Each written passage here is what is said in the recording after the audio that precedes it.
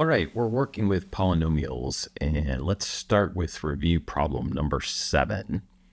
We have a polynomial of x cubed minus 1, and we're going to walk through a few of these questions, and hopefully these are getting to be pretty straightforward at this point. We want to know the degree, so we look at the polynomial. Only one has an exponent, and that's our x cubed term here. And so what we want to do is look at that exponent, and then the degree is just going to be 3. It's just that exponent. Our leading coefficient here is going to be a 1. Again, we never put the 1 in front of the variables, but if we did, we could show that that leading coefficient is indeed 1. And the main thing here to notice is that it is positive. Okay, our end behavior. For a cubic, we want to think about, first of all, that it's odd.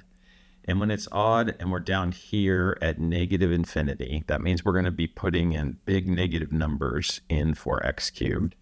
So if I have my x cubed term, if I put in a big negative number, let's say I do a negative 100 times itself 3 times,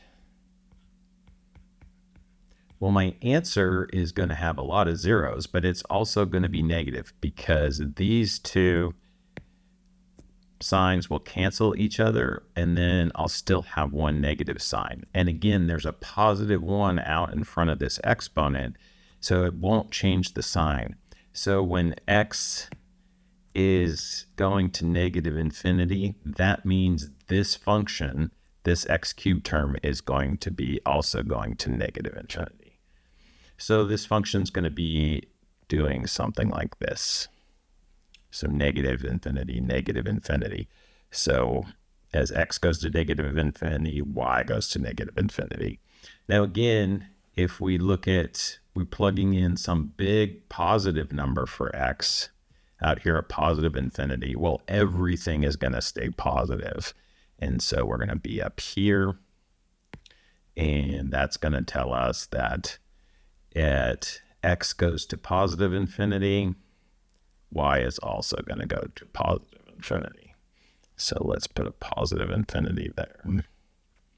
Again, any positive leading coefficient with a degree of 3 is going to have the same end behavior.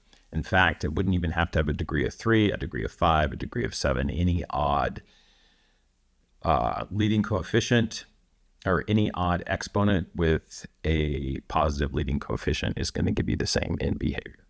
Okay, the number of real roots, the maximum number of real roots we can have, again, is going to be the same as the degree. This will always be the same as the degree. So it is possible to have up to 3 answers for this, 3 real answers. We may not have 3, but when you have a degree of 3, you can have up to 3 real answers. The max number of complex or imaginary roots or answers to this, if we set it equal to 0, the thing to remember here is your imaginary roots always come in 2s. They're always coming with something like plus or minus I in them, or say plus or minus 4i. And so they're always coming in pairs. That means the most I could have when I have 3 is 2, right? Because they come in pairs. I couldn't have 4 because the maximum answers I could ever have with a cubic is 3. So if they're coming in pairs, the most I could ever have was 2. The maximum number of turning points, again, I don't know how many turning points this specific polynomial has, but a cubic, the maximum number of turning points is 2. So it's typically, they might look like this. This is one turning point. This is the other turning point. Now you may not have 2, but we know that that it's possible to have 2. And that number of turning points is always just, the max number of turning points is always just the degree minus 1. So we know if I have an x squared term, we know I can have 1 turning point. If I have something like y equals x, I just have a line and I have no turning points. So it's always just the degree minus 1. The y-intercept is just what is our y value when x equals 0. So it's always going to be this term at the end. And so in this case, it is -1. Okay, here we're asking, what are all the possible rational roots? And to do that, we look at this term, our last term. We only have 2 terms in this polynomial, so it's pretty easy, to figure out the first and last. And all the factors of 1 are plus and -1. And here we look at this leading coefficient, same thing, it's plus or -1. So my possible rational roots are just going to be plus or -1. And you can think of this, it's these y-intercept terms over the leading coefficient terms, but 1 over 1 is just going to be 1. So those are our only possible rational roots. They're the only possible real roots that we have for this problem. And again, it's odd, so we know, and whenever it's odd, whenever our degree is odd, it's going to have to cross the x-axis, because our end behavior is going to go from either -infinity to +infinity, or +infinity to -infinity. To do that, it's going to have to cross the x-axis at least once. So we know we have to have at least one real root. Okay, so we can use this to figure out an answer, or to start figuring out our roots or y-intercepts using the factor theorem. But in this case, I don't necessarily have to do that, because I have a special case here. So we have our polynomial, f of x equals x cubed minus 1. Well, that is a special case, and that special case is f of x equals x cubed minus a cubed. And in this case, let me switch to white here. This red's a little obnoxious. So in this case, our a is going to equal 1. So we have this special case, or this pattern, and that turns into, we know this turns into x minus a and factors into x squared plus ax plus a squared.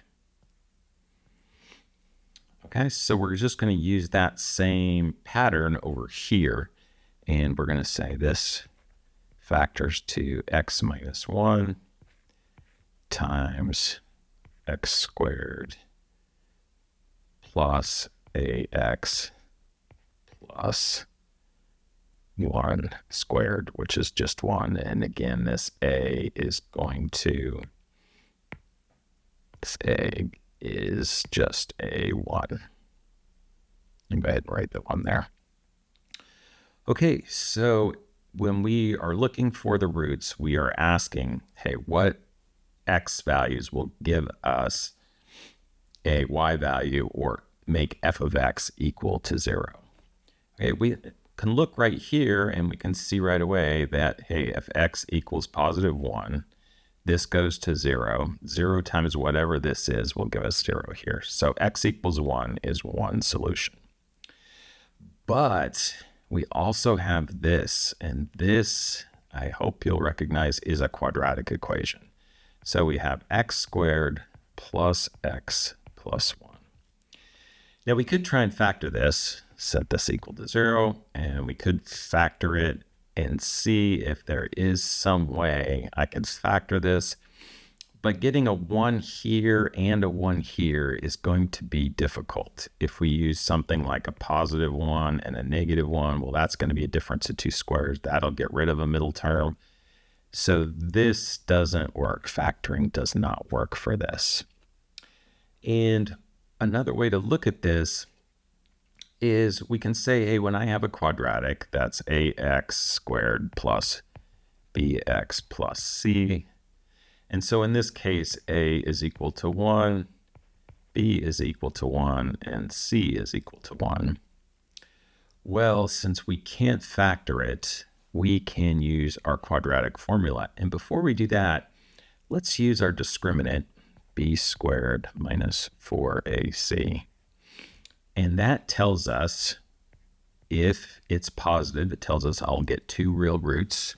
If it's 0, then I'll get 1 real root. I'll just have 1 answer. And if it's negative, it tells me I'm going to get complex roots or imaginary roots. So here, b squared is 1, and then 4 times a times c is going to be a minus 4, and so that gives us a minus 3. We have a negative discriminant that tells us I'm going to get complex roots. Okay, so let's go ahead and figure that out. I'm going to use my quadratic formula, x equals negative b plus or minus the square root of b squared minus 4ac all over 2a. And in this case, x is going to equal negative b is negative 1 plus or minus the square root of negative 3. We've already calculated the discriminant, and that's going to be over 2a, which is just 2 in this case.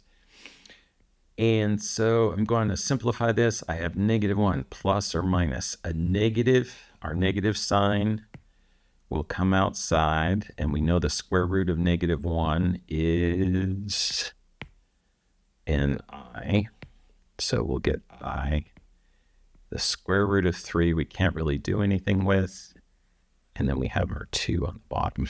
Okay. So now we've got 1 real root, x equals 1. And we also have 2 roots. I'll go ahead and write them again. X equals negative 1 plus or minus I times the square root of 3 and the whole thing over 2. If you want to think of it this way, you could have negative 1 plus I times the square root of 3 over 2. And then your other one would be negative I, or negative 1, excuse me, minus I times the square root of 3 all over 2. Okay, 3 roots. We have 1, 2, and up here we have 3 roots. All right, so we know in this case we did have 2 complex roots, 1 real root. If we look at the graph of this function, if we ran it through Desmos, we would see we have 1 real root crosses the x-axis here at 1, and then we also have 2 imaginary roots. If we were going to graph that, those imaginary roots would come out of the screen, and they would look something coming out of the screen, something like this.